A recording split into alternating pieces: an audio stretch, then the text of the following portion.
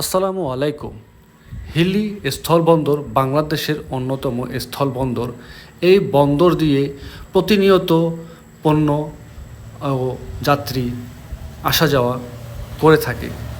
আজ হিলি বন্দরের বিভিন্ন চিত্র আপনাদের সামনে তুলে ধরব, যেটা আপনাদের ভালো লাগবে আশা করছি।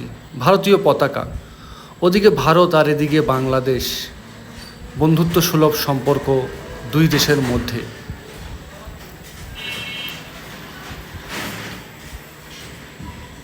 এই হলো ইমিগ্রেশন রুম।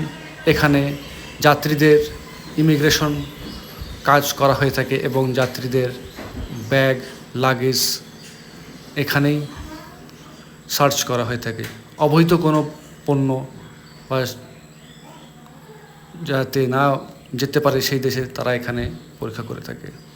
ভারতীয় পণ্য এসে প্রথমে এই মাঠে অবস্থান করে, তারপরে দেশের বিভিন্ন অঞ্চলে বাংলাদেশি ট্রাকের মাধ্যমে এগুলো ছড়িয়ে পড়ে।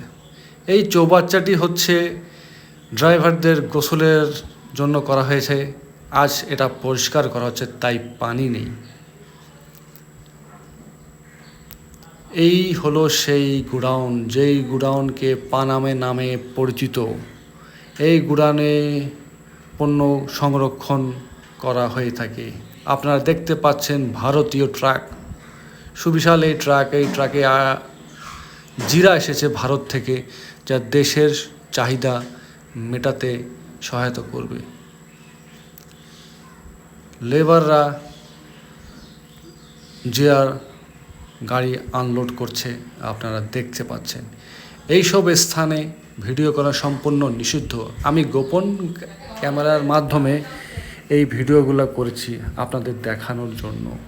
দেখতে পাচ্ছেন বিভিন্ন পণ্য, এইগুলোর মধ্যে রয়েছে জিরা, ভুট্টা, বিভিন্ন জাতের বীজ সারিবদ্ধভাবে সাজানো হয়েছে। এগুলো জিরার বস্তা, টাইগার জিরা। আমদানিকারকের নাম এখানে লেখা হয়েছে। প্রত্যেকটি আমদানিকারকের নামে নামে প্রত্যেকটা পণ্য থরে থরে সাজানো হয়ে থাকে, সুশৃঙ্খলভাবে এখানে সাজানো হয়ে আছে এই পানামায়, যা গুডাউন হিসেবে ব্যবহার করা হয়ে থাকে।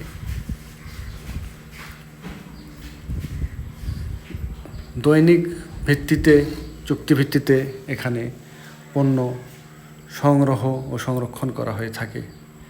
সুবিশাল এই বন্দরে মাধ্যম